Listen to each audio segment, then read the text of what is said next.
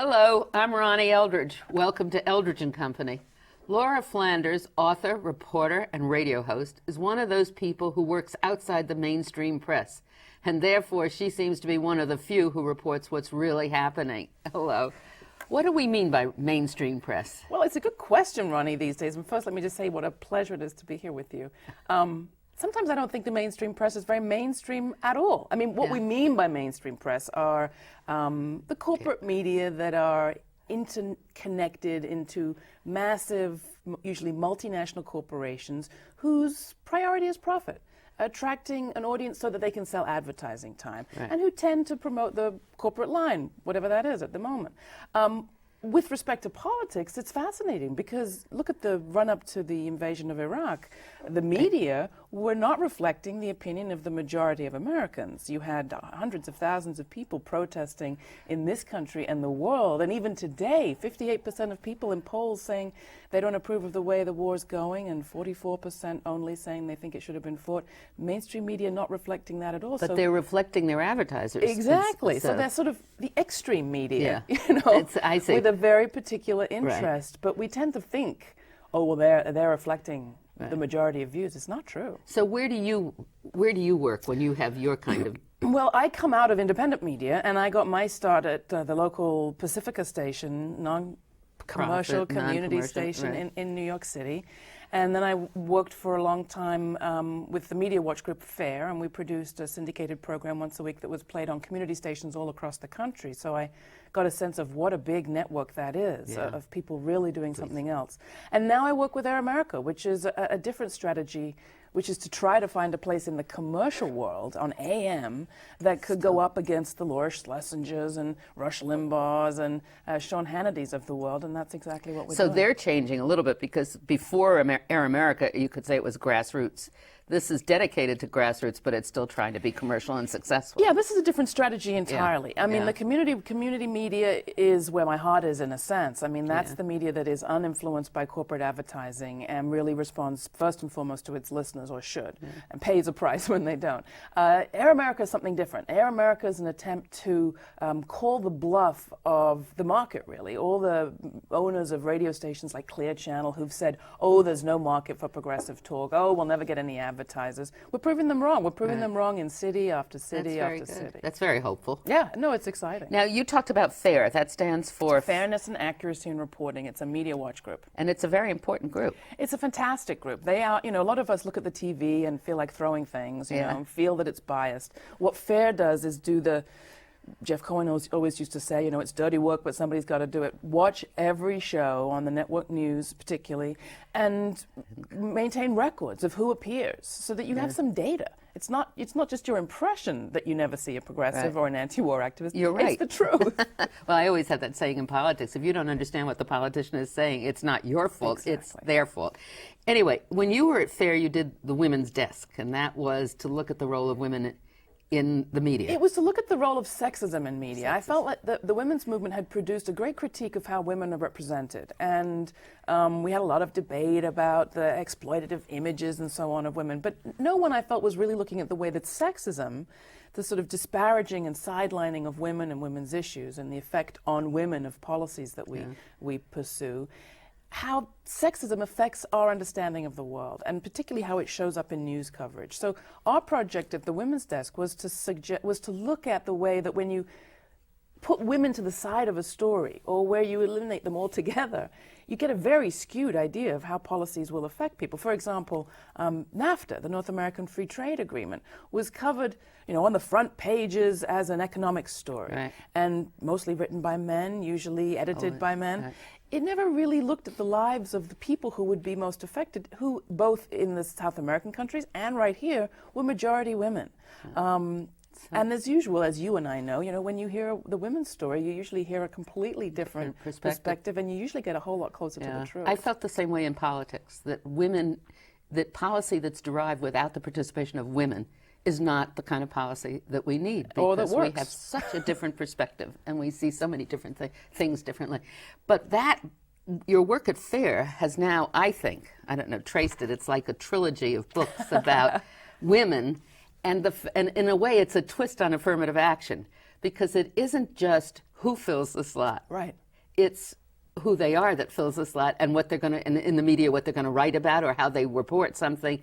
And in politics, it's who they stand for and what they are. Exactly. Yeah. Well, I mean, again, I think that, I came out of the women's movement at the point where I was beginning to think, okay, well, we're making some advances where it comes to integration. I mean, we do have some women rising up into power. But because I feel that the women's movement at a certain point, and you know this,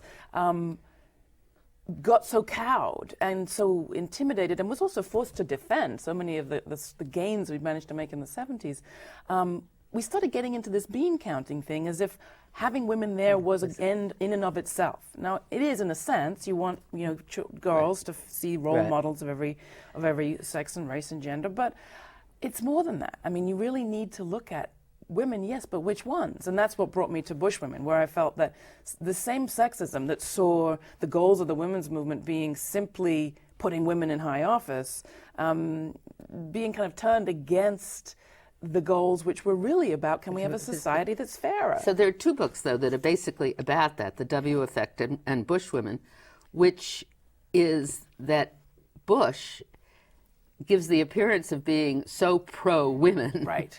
W W stands for women. W stands for women, and then goes on to appoint the women that are, as you said, working against their goals. So and then the media coverage, with so little interest really in who these women are. Which goes to the first book, right? Yeah. Then real majority media says, minority. We have women in office, so what's your problem? And I went all around the country with Bush Women, and on conservative radio, that would be the answer I would get. What's your problem? You've got women in the cabinet. Why are you complaining? Right. And I would talk about, well, look at the way that these women are covered. Condoleezza Rice gets appointed National Security Advisor. The New York Times runs a long feature on her, only mentions her views on national security in the 47th paragraph, in an article that's dominated by talk of her dress size, her makeup, her hair, where she was born. Very different coverage from the kind of coverage you get from Dick Cheney. And that works to help the administration, doesn't help us knowing who's in power. Right. And then knowing who's in power explains the policies that are then enforced, right? Right, Or exactly. designed. The Bush Woman starts with Katherine Harris. That's fascinating. And tell us what you say there. Well, there again, here's Katherine Harris, who was cast in the media. She and was the Democrats Secretary of did State this. in Florida. Secretary of State in Florida, the top elections rule cop, the person who really was supposed to enforce the rules and make sure that everybody got one vote accurately counted and cast for the person they thought it was cast for. In Florida, everybody knew this person had a long record of slip-sliding around election rules. She was famous as being one of the most ambitious and cutthroat politicians ever to hit the state. She came from a very powerful family of citrus growers, and she was, as you remember, the co-chair of the Bush-Cheney election committee there in Florida. Which is really, in itself, an enormous conflict. A How big can you be the question. commissioner of elections or running all the elections and be chair? Well, as we've learned, that's how we Yeah. run elections in this Yes, country. yeah. We need nonpartisan overseers of elections, but that maybe is another story.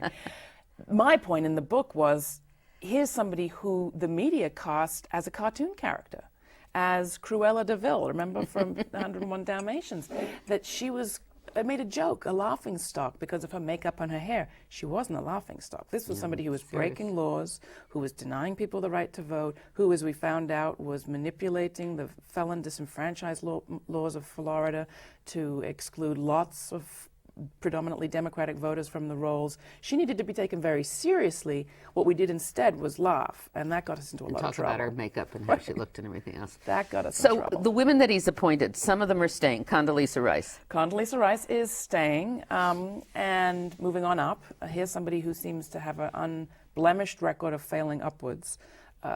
Senator Barbara Boxer from California, of course, challenged her on her record during the And now, confirmation you know, hearings. the reaction to Boxer is also interesting, isn't it? First of all, she embarrassed her fellow senators by making them not, by standing out and really saying what a lot of them thought, but don't have the courage to say. Well, I thought I traveled back in time. I was on a conservative talk show host shortly after the talk show radio show, right after the confirmation hearings, with two conservative hosts.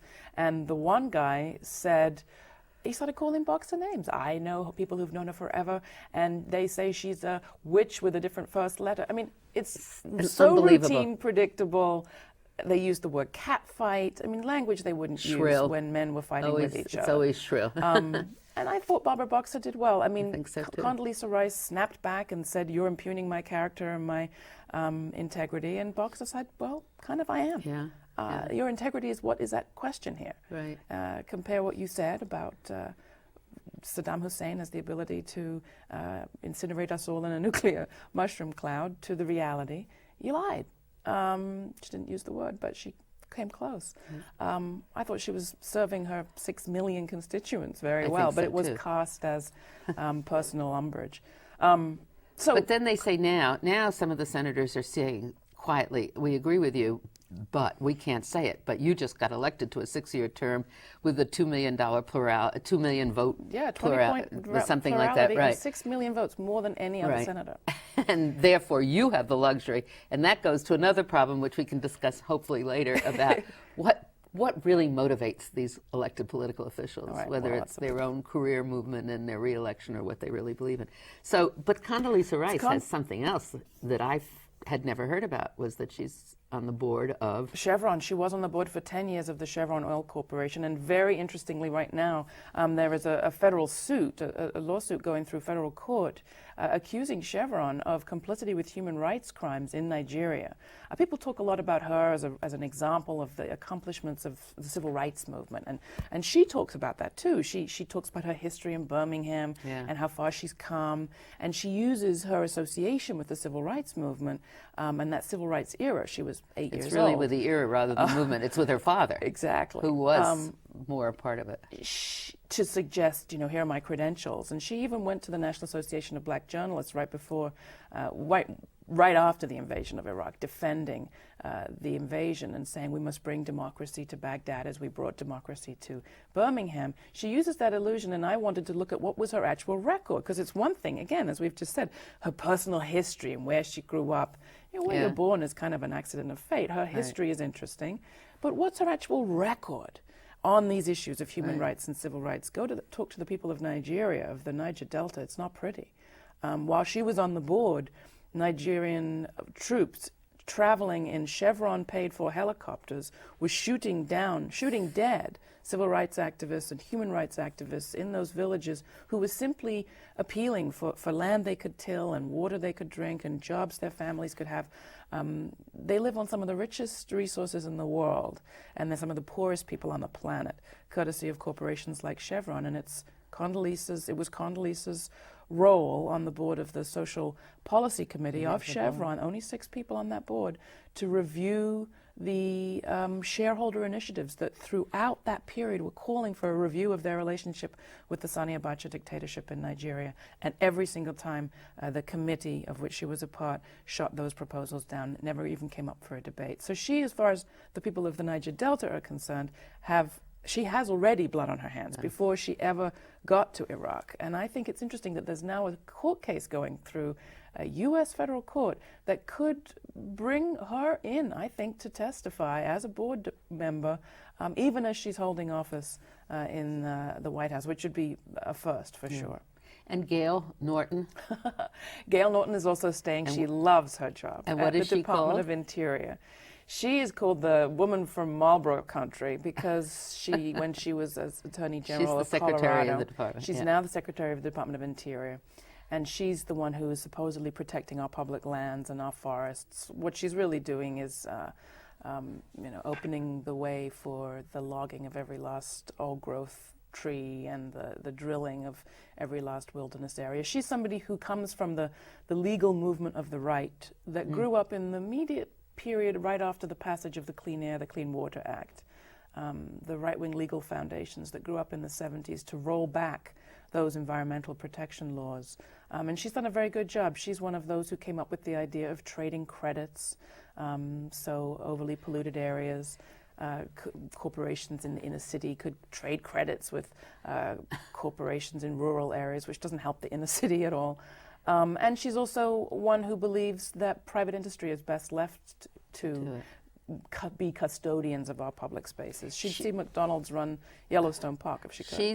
She was a protege of Watts, who was that crazy man. James Watt, who was the Interior Secretary under Ronald Reagan. the guy who believed that we didn't need to protect the environment because the second coming is about to happen, and so who cares? We will all be. He so embarrassed them, didn't he, in Washington, that he soon went back to. I think Nancy Reagan said, "You got to get this guy out of town." Yeah.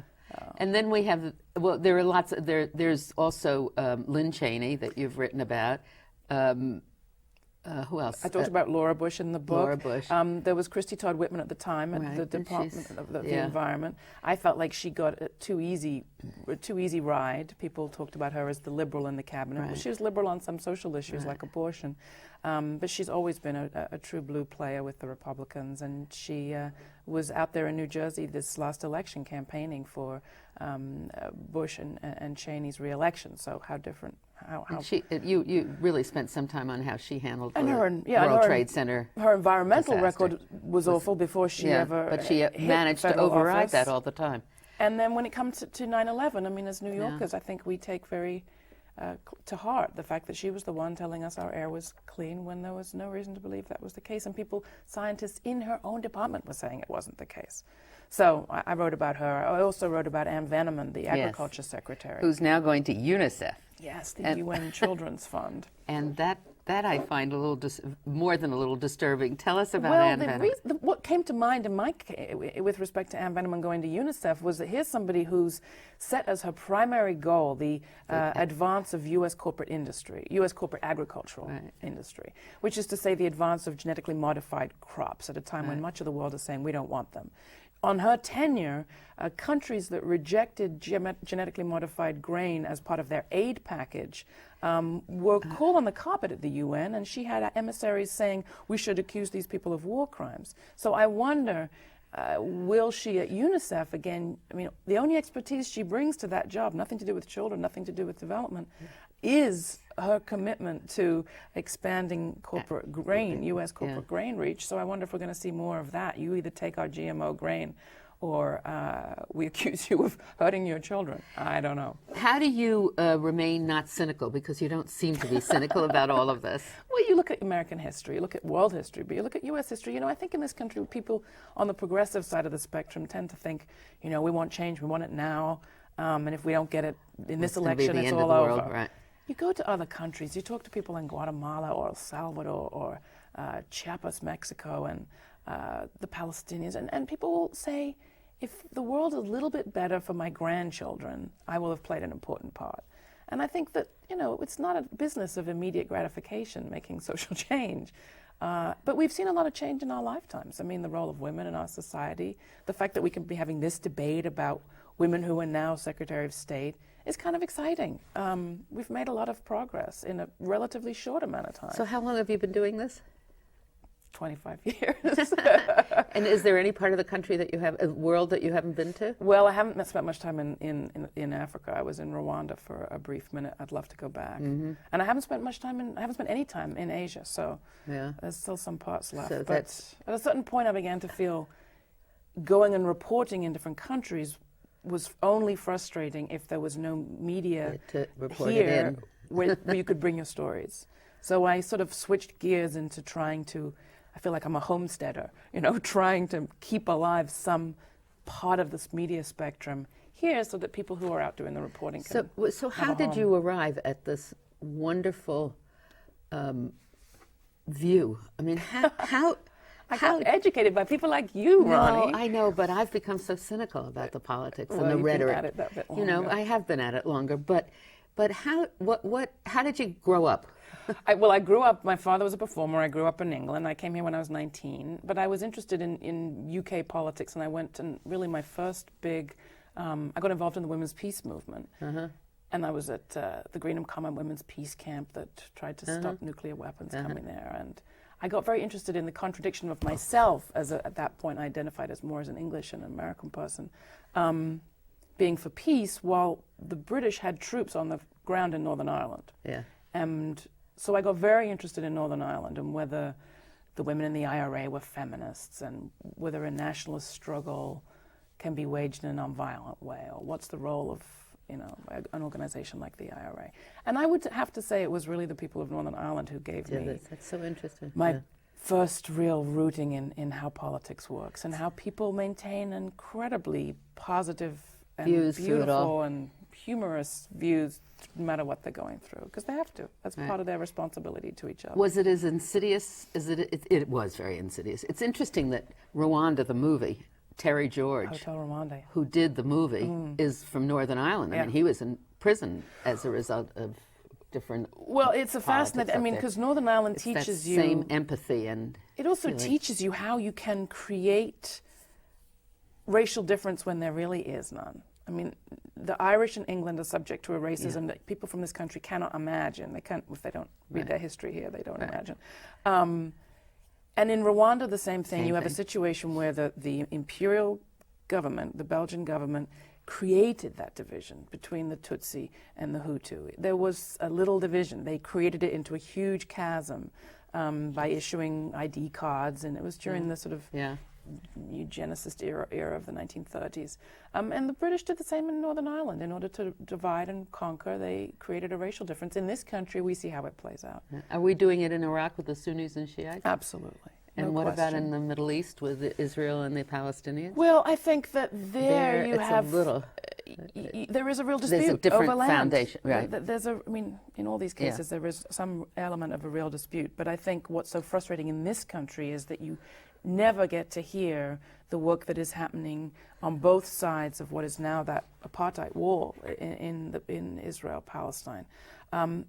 Among people who say we do have a shared interest. We have a shared interest in peace here, the Israelis and the Palestinians, who say we have to figure out a democratic way to run this territory on one side and on the other side, because neither side is faring well.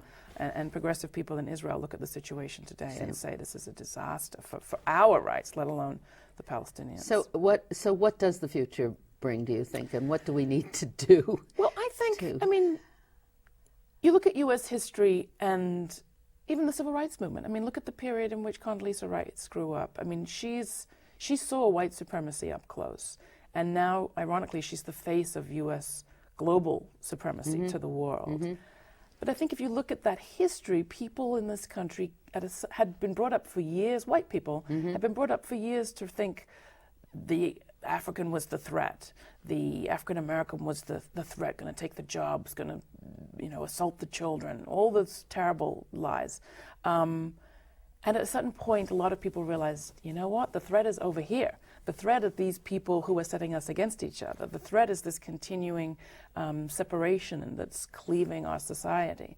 And I think that'll happen here. I think people in this country, sooner or later, and I think sooner, are going to realize the administration we have now that is telling us constantly to fear each other and somebody else and foreigners, they are the ones who are devastating our economy, destroying our social welfare services, setting us at each other's throats, and sending our brothers and sisters and sons and daughters to go fight in a war that cannot be won against a violence and terrorism that is political, that has to do with our policies in the world. So I think there'll be a shift.